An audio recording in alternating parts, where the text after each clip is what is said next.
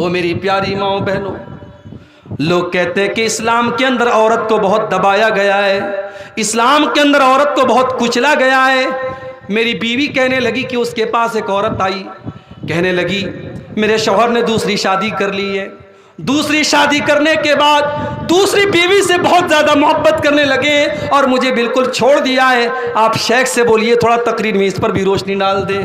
او لوگو، یا تو تم دوسری شادی مت کرو، نہیں نبھا سکتے، اگر عدل و انصاف نہیں کر سکتے تو دوسری شادی مت کرو، ایک ہی کا حق ادا کرو، اور اگر تم دوسری کرتے ہو تو دونوں کے ساتھ انصاف کرو، ورنہ تم قیامت کے دن بہت برا انجام بھگتنے کے لیے تیار ہو جاؤ۔ اللہ کے نبی فرماتے ہیں جس کی 2 بیویاں ہوں اور ایک بیوی کے ساتھ وہ انصاف نہ کرتا ہو، ایک بیوی کی طرف وہ جھک جاتا ہو اور دوسری بیوی کے ساتھ وہ ٹائم نہ دیتا ہو، تو قیامت کے دن وہ اس حال میں آئے گا، اس کا ایک طرف کا چہرہ بالکل جھکا ہوا ہوگا، اس کا چہرہ دیکھ کر کے لوگ سمجھ جائیں گے یہ بیویوں کے ساتھ نا انصافی کرنے والا یہ بدصورت انسان ہے جس نے اپنی بیوی کے ساتھ نا انصافی کی تھی۔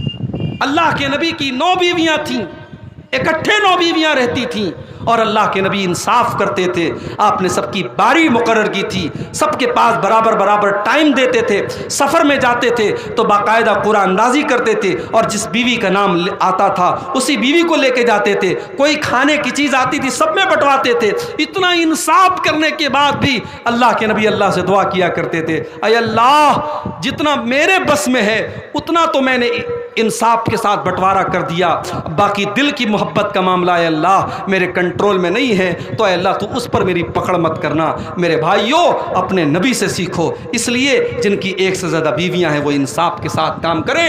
حضرت ہاجرہ کو آپ دیکھیے میری پیاری ماں اور بہنوں کہ ایک عورت ہے، مگر جب وہ صفا اور مروہ کے درمیان انہوں نے چکر لگایا، اللہ نے ان کے چکر کو قبول کر لیا اور قیامت تک کے حاجیوں کو حکم دے دیا اور عمرہ کرنے والوں کو حکم دے دیا، ان الصفا والمروہ من شعائر اللہ، کہ اے حاجیوں جب تک تم میری اللہ کی اس بندی کی نقل نہیں کر لو گے اور 7 چکر نہیں لگا لو گے، اور جہاں وہ اللہ کی بندی دوڑ کر کے گئی تھی وہاں تم دوڑ کر کے نہیں جاؤ گے، تمہارا عمرہ مکمل نہیں ہوگا، تمہارا حج مکمل نہیں ہوگا۔ تو قربانی کا ایک سبق یہ بھی ہے، حضرت ہاجرہ کی قربانی بھی ہمیں یاد رکھنی چاہیے میرے بھائیوں۔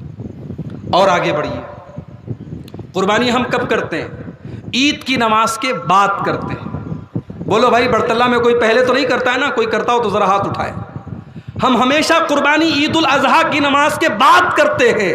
اگر آپ کے گاؤں میں 7 بجے عید الاضحیٰ کی نماز ہو رہی ہے اور جب عید الاضحیٰ کی نماز کی بات آئی تو ایک بات میں کہنا چاہوں گا، مجھے آج لوگوں نے بتایا کہ اس پورے علاقے میں بہت کم جگہوں پر ایسا ہے کہ عید کی نماز میں، چاہے وہ عید الفطر کی نماز ہو چاہے وہ عید الاضحیٰ کی نماز ہو، عید کی نماز میں عورتوں کا انتظام نہیں ہوتا ہے۔ بولو بھائی، صحیح کہہ رہا ہوں کہ غلط کہہ رہا ہوں؟ بولو بھائی، نہیں ہوتا ہے انتظام۔ کیوں نہیں ہوتا بھائی؟ اہل حدیثوں کا گاؤں ہے، قرآن و حدیث پر چلنے والوں کا گاؤں ہے، اور عورتوں کا انتظام عیدین کی نماز میں نہیں ہے۔ میں پوچھتا ہوں کیوں نہیں ہے؟ اگر آپ یہ کہتے ہیں ہمارے باپ دادا کے زمانے سے نہیں ہو رہا ہے، تو پھر تو بہت سارے لوگ قبروں پر جا کر کے سجدہ کرتے، ان کی بھی دلیل یہ کہ ہمارے باپ دادا یہی کرتے چلے آئے۔ کتنے لوگ محرم میں تعزیہ اٹھاتے، ان کی دلیل بھی یہ کہ ہمارے باپ دادا یہی کرتے چلے آئے۔ میرے بھائی، نبی اکرم کا بڑا صاف حکم ہے، آپ نے کہا کہ اپنی عورتوں کو عیدگاہ لے کے جاؤ، کنواری لڑکیوں کو لے کے جاؤ، شادی شدہ کو لے کے جاؤ۔ یہاں تک آپ نے فرمایا اگر کسی عورت کے پاس نقاب نہیں ہے، سر کو ڈھانپنے کے لیے، چہرے کو ڈھانپنے کے لیے چادر نہیں ہے، اپنی پڑوسن سے، اپنی سہیلی سے چادر لے لے مگر جائے۔ یہاں تک آپ نے فرمایا اگر عورت ناپاکی کے عالم میں ہے، پیریڈ میں چل رہی ہے، نماز معاف ہے اس کے اوپر، اس پیریڈ میں بھی عورت جائے، عیدگاہ کے اندر جائے، نماز سے الگ رہے مگر امام کی دعا میں شامل رہے۔ کتنی بڑی بد نصیبی کی بات ہے کہ اتنی اہم سنت کو ہم نے چھوڑ دیا میرے بھائی۔ بلکہ اکثر علماء کا کہنا ہے کہ عید کی نماز فرض ہے، واجب ہے۔ اگر عید کی نماز واجب ہم مانتے ہیں تو مردوں پر بھی واجب ہے، عورتوں پر بھی واجب ہے۔ آپ نے اپنی عورتوں کو ایک فرض سے آپ نے دور کر کے رکھا ہے، اللہ کے یہاں اس کا حساب دینے کو تیار رہیے گا۔ میں امید کرتا ہوں کہ آئندہ جب میں برطلہ میں آؤں مجھے یہاں بتایا جائے کہ الحمدللہ ہمارے گاؤں میں عورتوں کا انتظام ہوا تھا، اور کوئی یہ نہ کہے کہ مولوی صاحب بہت بڑا مجمع ہوتا ہے، ہمارے پاس انتظام نہیں ہے۔ اللہ نے بہت نوازا ہے، آپ عورتوں کے لیے پردے کا انتظام کر سکتے ہیں، ان کے لیے الگ ٹینٹ کا انتظام کر سکتے ہیں، سب کچھ کر سکتے ہیں اگر آپ کرنا چاہیں گے۔ اور بزرگوں سے کہوں گا، اگر نوجوان کل اٹھیں گے عید کی نماز کے لیے کہ ہم عورتوں کا انتظام کریں گے، اللہ کو گواہ بنا کے کہتا ہوں اپنے بزرگوں سے، آپ اڑنگا مت ڈالیے گا، آپ رکاوٹ مت بنیے گا۔ اگر آپ رکاوٹ بنیں گے کل قیامت کے دن آپ کو حساب دینا پڑے گا۔ یہ صحیح کام ہے، یہ سنت کا کام ہے، یہ نبی کا بتایا ہوا کام ہے۔ ایک مردہ سنت کو زندہ کیجئے میرے بھائیوں، اس کا ثواب آپ کو ملے گا۔ عید کی نماز آپ پڑھتے ہیں، اپنی عورتوں کو بھی پڑھائیے۔ قربانی جب آپ کرتے ہیں عید الاضحیٰ کی نماز کے بعد کرتے ہیں۔ میں کہتا ہوں آپ 10,000 کا بکرا لاتے ہیں، آپ اس کی ڈبل قیمت کا بکرا لے آئیے، لیکن آپ نماز کے پہلے ذبح کر دیجئے، طریقہ بھی سیم ہو، چھری بھی سیم ہو، بسم اللہ اللہ اکبر پڑھ کے ذبح کیجئے، مگر آپ کی قربانی نہیں ہوگی، آپ کو قربانی کا ثواب نہیں ملے گا۔ کیوں بھائی؟ اس لیے کہ اللہ کے نبی فرماتے ہیں من ذبح قبل الصلاۃ، جس نے نماز کے پہلے قربانی کی، جس نے نماز کے پہلے قربانی کی اس کو گوشت تو ملے گا لیکن قربانی کا ثواب نہیں ملے گا۔ ومن ذبح بعد الصلاۃ، اور جس نے عید کی نماز کے بعد قربانی کیا فقط تم نسکہ، اس کو قربانی کا ثواب ملے گا۔ پتہ یہ چلا کہ دین نبی کی سنت پر چلنے کا نام ہے، دین اپنی مرضی کا نام نہیں ہے، دین اپنی خواہش کا نام نہیں ہے، دین اللہ اور اس کے رسول کی خواہش پر چلنے کا نام ہے۔ روزہ رکھنا بہت اچھا کام ہے، روزہ رکھنا بہت اچھی عبادت ہے، مگر عید کے دن نبی نے فرمایا روزہ نہیں رکھنا ہے، بقرعید کے دن نبی نے فرمایا روزہ نہیں رکھنا ہے، بقرعید کے بعد 3 دن روزہ رکھنا حرام ہے۔ میرے بھائی روزہ رکھنا بہت اچھا کام ہے، مگر جب نبی نے کہہ دیا کہ یہاں روزہ نہیں رکھنا ہے تو وہاں روزہ نہ رکھنا ضروری ہے اور روزہ رکھنا حرام ہے۔ عید کا تہوار آیا، نبی نے حکم دیا کہ عید کی نماز کے پہلے صدقہ فطر ادا کر دو، اپنے پریوار کے ہر ممبر کی طرف سے 2.5 کلو اناج دے دو۔ آپ نے 2.5 کلو کے بجائے 10 کلو اناج دیا، مگر عید کی نماز کے بعد دیا۔ اللہ کے نبی فرماتے ہیں آپ کو صدقہ فطر کا ثواب نہیں ملے گا، آپ کو عام صدقہ کا ثواب ملے گا لیکن صدقہ فطر کا ثواب نہیں ملے گا۔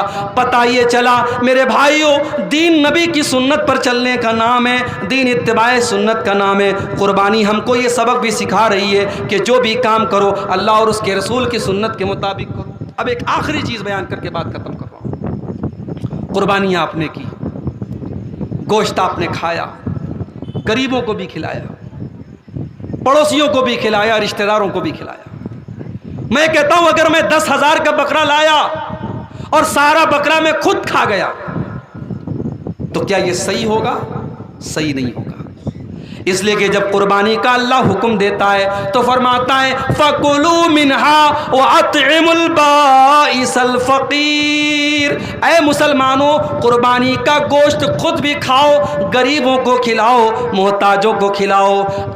ہم شوق سے بکرے کا گوشت کھائیں، ہمارے گاؤں کا غریب آدمی اس کے بچے بھوک سے تڑپیں، اس کے گھر میں چولہا بھی نہ جلے، اس کے گھر میں گوشت کی ایک بوٹی بھی نہ پہنچے۔ میرے بھائی یہ اسلام کی تعلیم نہیں ہے، یہ اسلام کی تعلیم نہیں ہے۔ قربانی کا تہوار ہمیں سکھاتا ہے اپنی خوشی میں دوسروں کو شامل کرو، اپنی خوشی میں دوسروں کو شریک کرو۔ جب ہم گوشت کھا رہے ہیں، جب ہمارے گھر میں بہترین کھانا بن رہا ہے، غریبوں کے گھر میں بھی بہترین کھانا بننا چاہیے۔ اسی لیے ہم قربانی کا گوشت دوسروں کو بھی بانٹتے ہیں۔ اس سے سبق ملا کہ اپنے لیے جیے تو کیا جیے، جینا تو وہ اچھا ہے جب سماج کو ہم کچھ دے کر کے جائیں۔ میرے بھائیوں، آج ہندوستان کے حالات بہت برے ہو چکے ہیں، مگر مجھے یقین ہے اگر ہم نے اپنے اخلاق سے لوگوں کا دل جیت لیا، اگر ہم لوگوں کی ضرورت بن گئے، اگر ہم لوگوں کی مدد کرنے والے بن گئے، تو اسی سماج کا ہر ورگ اور ہندوستان کا ہر شہری ہمارا سپورٹ کرے گا۔ آپ تعلیم میں آگے بڑھو، آپ دولت پیسہ کمانے میں آگے بڑھو،